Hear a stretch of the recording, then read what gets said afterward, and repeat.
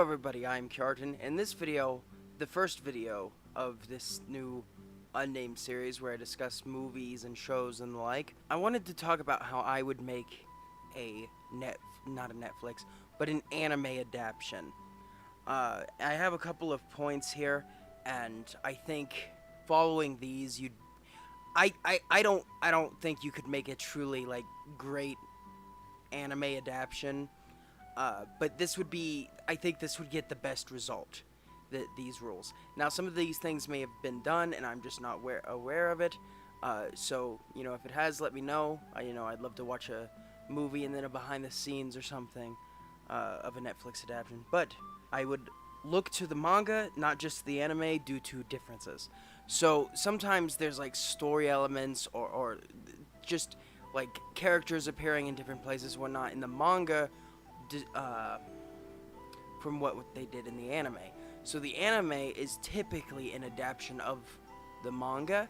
So I think, to be truer to the story, it makes more sense to adapt from the manga as well. That's, I feel like that's how you're going to do it the best. And I was just thinking about this the other day. There's a technique that Marvel uses where they previs. They do like full CGI scenes, and they use it as a storyboard of sorts.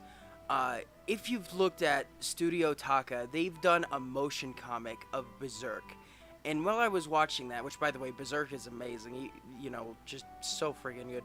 But I would do that. Like, I would have a team early in production, if I could. Like, this is like, money would have to be behind some of this.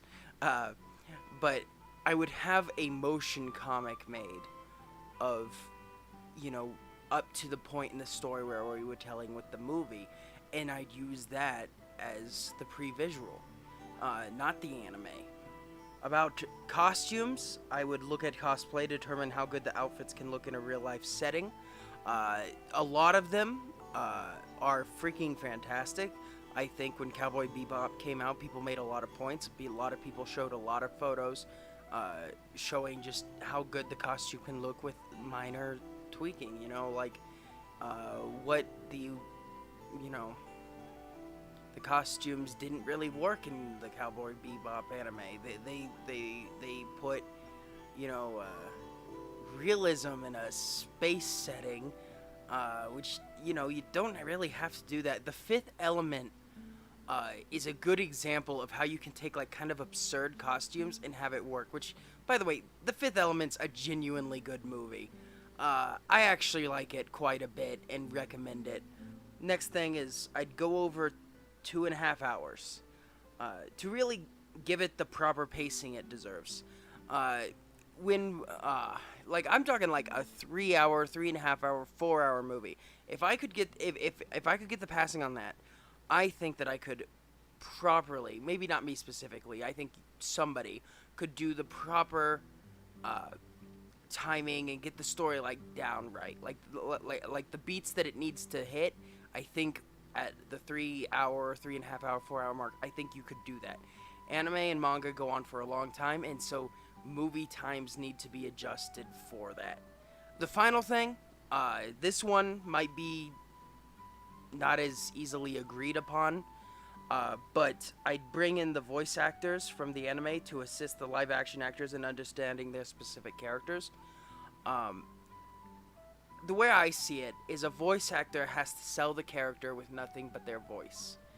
The animation department, they handle that, like the facial animations and everything, but if you don't have the understanding of the character, not just the acting ability to bring the character to life, it's going to fall flat.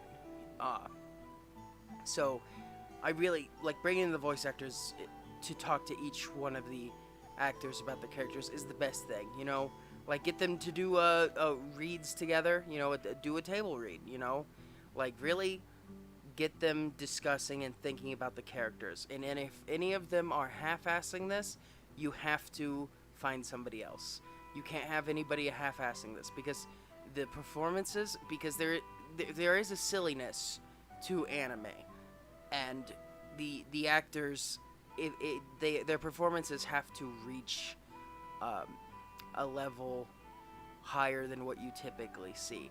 So far, the best acting I've seen in a anime adaptation is from the Full Metal Alchemist uh,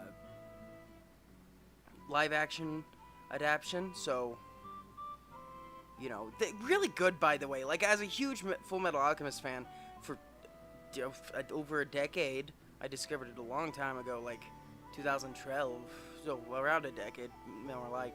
But it's really good, and the adaptation, it didn't have, again, the length of the movie was around 2.5 hours. Given it another 30 minutes or another hour, preferably, they could have fit more in and had the story make more sense.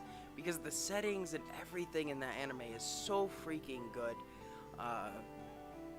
I just can't help but love it and regret that it couldn't have been more than what it turned out to be. And I look forward to the sequels that I haven't seen yet. So, thank you for watching this video. Go ahead, if you want to, and check out my short film that I made with my brothers. Our short film, I should say. It's called Move. It will give you an idea of where I am in my filmmaking journey, where we are in our filmmaking journey. And, yeah, there's going to be a lot more videos like this if you enjoyed it. I actually enjoyed sitting here recording this video, and I can't wait to edit, you know, and upload it. I'm really excited about this new channel. I'm really passionate about it. So if you're looking for somebody who's passionate about a channel and wants to see short films on top of, like, you know, reviews and such, then this is the channel for you. Fare thee well.